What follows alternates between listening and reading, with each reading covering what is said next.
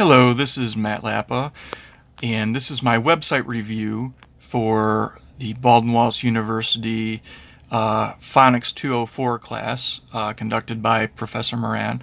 My website review is on abcia.com, so you can see in the upper left-hand corner. It's specifically for third grade.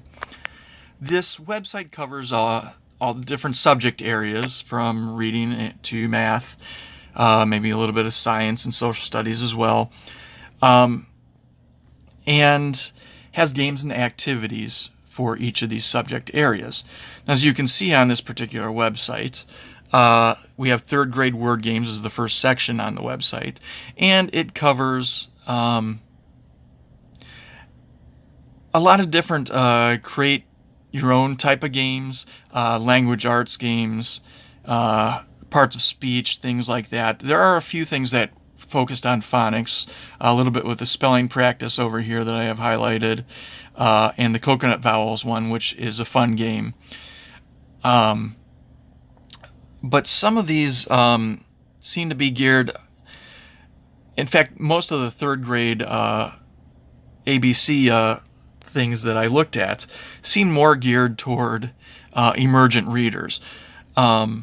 Not for students who would be what your average third grade student would be, which would be within word stage or the syllables and affixes stage. For example, I have this one storybook called Marvin Makes Music, and on this particular one, Marvin makes music. You can see there's some animation and some sound effects for some of these, and this is one's just a kind of a read along. But this particular one, well, it's nice to have a read along, and it's for maybe slightly older than the emergent reader stage. It's not a whole lot older. I'm not sure that it's quite the third grade level. And while you do have cool practices, like you can read along with the narrator, and you can see that the words are highlighted.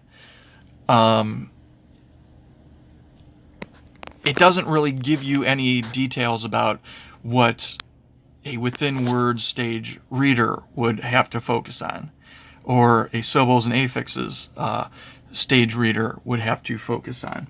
And I really didn't care for that about a lot of things on this website. While there are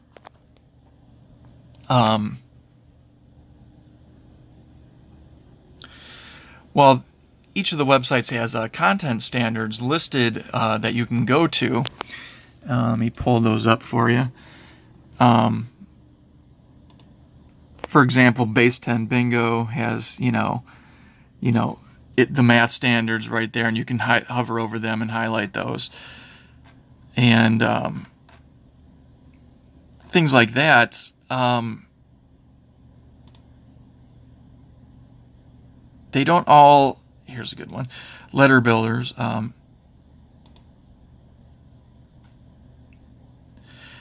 They kind of from what I'm seeing, it kind of just throws in the whatever standards they think they can kind of shove in there without really explaining how those standards might be used on the particular website or that particular game. And I don't really care for that. The rubric that I have, once I can find it, is I decided to use the Educational Electronic Games rubric. And I kind of like this one. I kind of broke down the different aspects of the entire thing. And even though this is not my favorite website, it did say that this was overall in the effective range, as you can see right there, based on the scores that I was giving it. 30 to 39 points, the effective range. And that's all well and good, but I like the rubric itself. I just kind of find the website to be a little bit subpar. So if we go back to the website itself,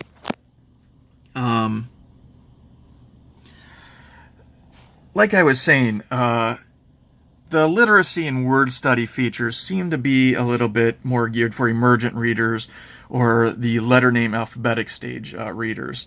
Like I said, they list the content standards for each of these, but as I also stated, they don't necessarily provide clear instruction for those areas for the parents and the teachers to use during all this.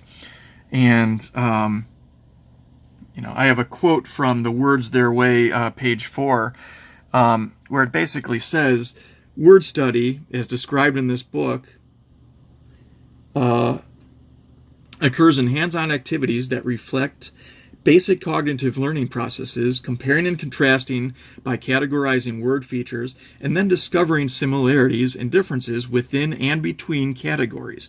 Word features include their sounds, their spelling patterns, and their meanings. I'm not seeing a lot of that differentiation or comparisons and contrasts between all those features in the games and activities that are listed here. I took a quick look at some of the pre-K and maybe first grade stuff on this site, and they seem more geared towards the emergent readers, the younger grades. But overall, for third grade, I've not really seen that happen here. Now, the site itself it's not a bad one. It's good for if you're a teacher or a parent and you maybe have some extra time for the students, then you want them to practice a few skills or reinforce older skills. And so you can have them play games, practice their reading, spelling, and alphabetic skills. But for practicing the phonics instruction, there don't seem to really be clear instructions for what the student should be doing. Case in point,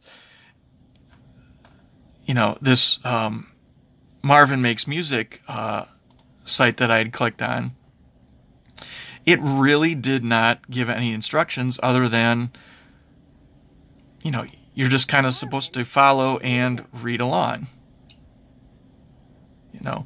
And that's fine,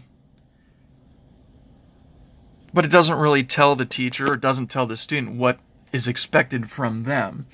And I saw that on several of these games, that they're lacking in these areas.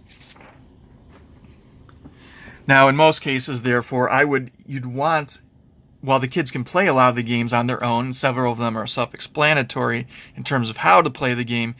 For a lot of these, if you're looking for specific phonics work and practice and blends and practicing with diphthongs or all the different syllables and affixes and that practice, you'd want an adult there to read along and work with the child in order to get this practice in.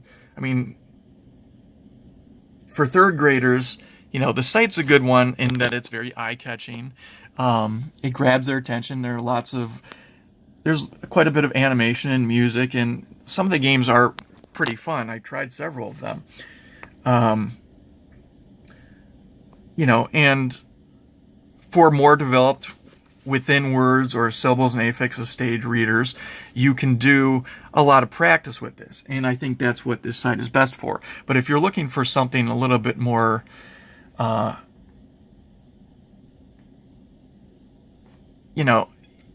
if you're looking to really get real practice for within words stage work or syllables and affixes work, the third grade level doesn't really seem to cover those very well, unfortunately. So readers at those stages would be practicing earlier items.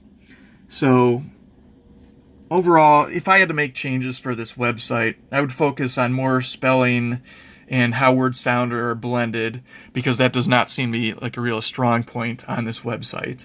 I would include more grade level appropriate games and activities here. I mean, we have, in Words Their Way, there are sorts of concept sorts and different spelling strategies. I mean, Words Their Way has, from pages 227 to 239, all sorts of different spelling strategies that could be incorporated into this. And this would allow students more opportunities to work on their grade level skills, while also allowing below grade level readers the chance to practice maybe with peers. So this is my video review. And thank you, and have a good night.